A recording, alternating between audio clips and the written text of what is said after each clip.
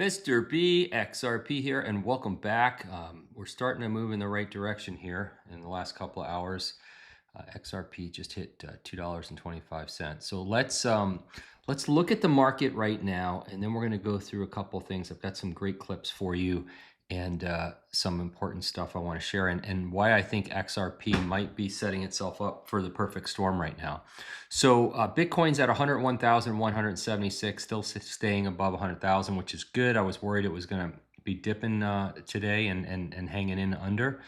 Ethereum's at $3,310. Tether's holding comfortably just under $1, and XRP's at $2.26 on Coin Paprika. Up about 0.5% or 1.5% on the 1 hour. So moving in the right direction. Love to see it. Hey, I just saw a hack on Twitter. So Balancer is a DeFi platform, and they were hacked for $128 million. Listen, you know, because crypto people, especially the early crypto people, early adapters, you know, they seem to be a lot more DeFi centric because they got into crypto early.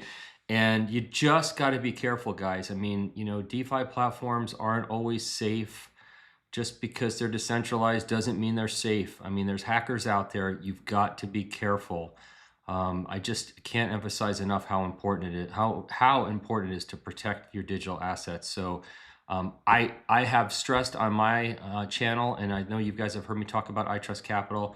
I sleep great at night knowing that my digital assets are in institutional grade custody at iTrustCapital, and you can do it too with a premium custody account. So I have a link in the description of this video. If you open up an account and fund it, you'll get a $100 funding bonus using my link.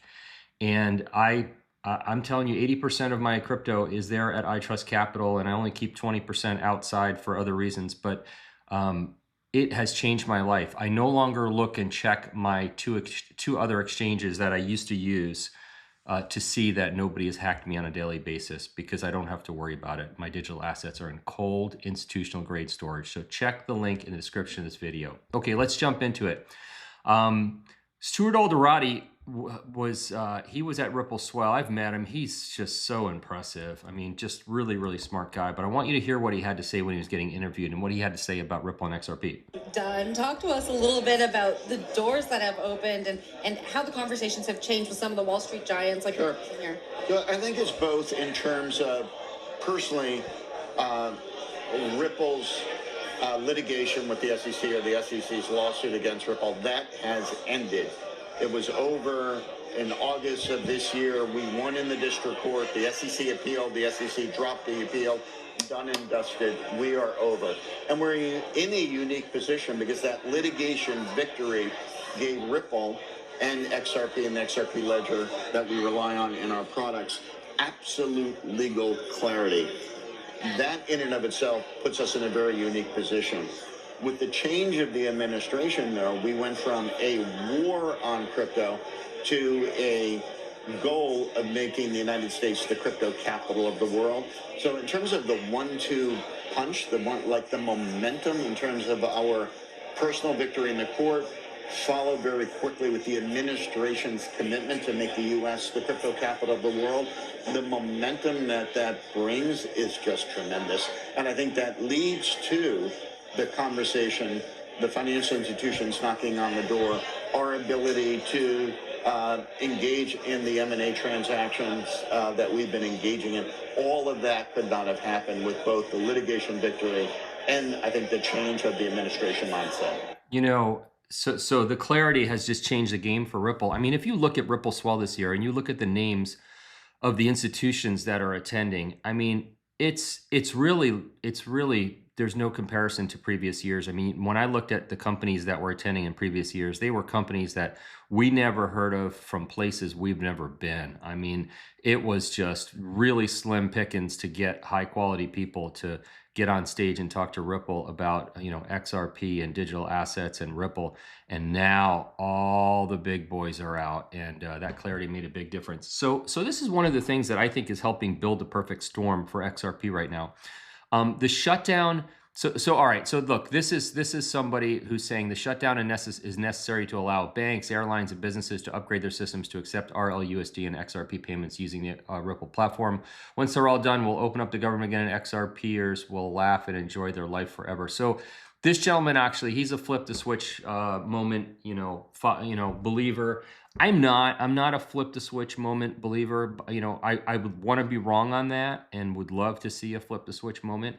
But I've been in this for so long, and I don't subscribe to it. But if it happened, I would be thrilled. But I do think we're teeing up for a perfect storm right now, and here's why. I think that with the government opening up, and I think they're going to open up very soon. If the government opens up at the same time that the XRP ETFs are launched, I think we are off to the races, because the government opening up enough is going to be a catalyst. And then with the XRP ETFs being released, it's going to be like a turbocharge. And that's why I think that XRP is probably setting up for the perfect storm right now.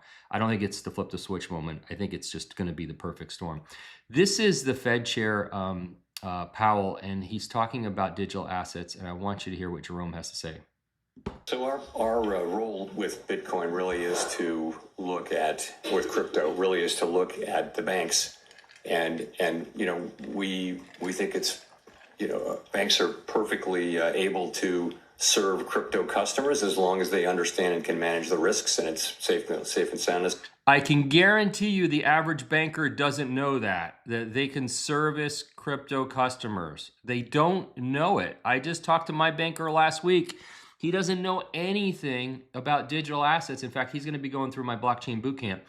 But they don't know it, and they're going to learn, but they don't know it. They're so far behind. Financial advisors are far behind. Banks are far behind. They've got to wake up, and they've got to get crypto fluent. As a good number of our banks, right, that we regulate and supervise, do that. The threshold has been a little higher for banks engaging in crypto activities. And that's because they're so new, and we don't want to make the mistake. If you're making a choice to conduct that activity inside a bank, which is inside the federal safety net with deposit insurance, then you want to be pretty sure that it's a safe and sound activity. So, we're not against innovation, and we certainly don't want to take actions that would cause banks to terminate customers who are perfectly legal. So All right, so it's good to see that he's fallen in line a little bit when it comes to digital assets as well. Whale Insider, Justin, White House economic advisor Kevin Hassett says there should be a big rebound after federal government opens. Yes, this is what I'm talking about. Once the government opens up, and the ETFs get launched, we're gonna see this. I'm just gonna play a short piece of this. This is Dan Moorhead from Pantera Capital, and he was with Brad Garlinghouse. I'm just gonna dip in just for a minute. Panel about 2-3 years ago when you're in the middle of your lawsuit, and the moderator asked something that even I hadn't put together. He said that 19 out of the top 20 protocols in blockchain were physically located outside of the United States of America. And you were the only one, idiot to be in the United States and being sued. I mean, obviously, I don't think we're an idiot, but there was a period of time, there was a sad reality, and I'm sure, Pantera has been one of the most successful investors in crypto land. But the advice I used to give some of the entrepreneurs you backed was don't incorporate in the United States. And it's not because we're trying to circumvent. I mean, again, you had, I'm quoting Gary Gensler. By the way, now you're getting me riled up. I get all fired up about this. You had Gary Gensler out there pontificating about how the crypto is the Wild West. That is the furthest thing from the truth. The people I knew were trying to give us clear rules, help us understand those rules, and don't just sue us without actually providing that guidance. And so, it took a while, but we're finally in a happier place. And, Ripple was fortunate to be in a position where we could fight the fight. We did think about just moving to offshore and kind of saying to hell with our U.S. business. For 4 years, and we were still based in the U.S., but during those 4 years, we basically didn't sign any contracts in the U.S., and we signed scores of contracts with financial institutions overseas. Now, the U.S. is still the regulatory North Star for many Western economies, and so they look to the U.S., and so it hurt our business across Europe. Less so in Southeast Asia and the Middle East, but it was a tough years. But it's all changed now for sure, and I love that the U.S. is the North Star for the other countries. So a whole new day here in the United States for crypto and digital assets. This was from the Wolf of Wall Street. Wall Street's Franklin Templeton XRP ETF XRPZ listed on DTCC website following recent S1 amendment. They're coming, guys. They're coming next week. I think next week we're going to see these ETFs start to go live, and then we're going to be off to the races. So I'm excited about that. Everyone have a fantastic day. That's it for this one. I'm not a financial advisor. This video is for entertainment and educational purposes only. Don't forget, if you've been thinking about iTrustCapital for a premium custody account or to do an IRA, use the link in the description of this video, please. I would greatly appreciate it.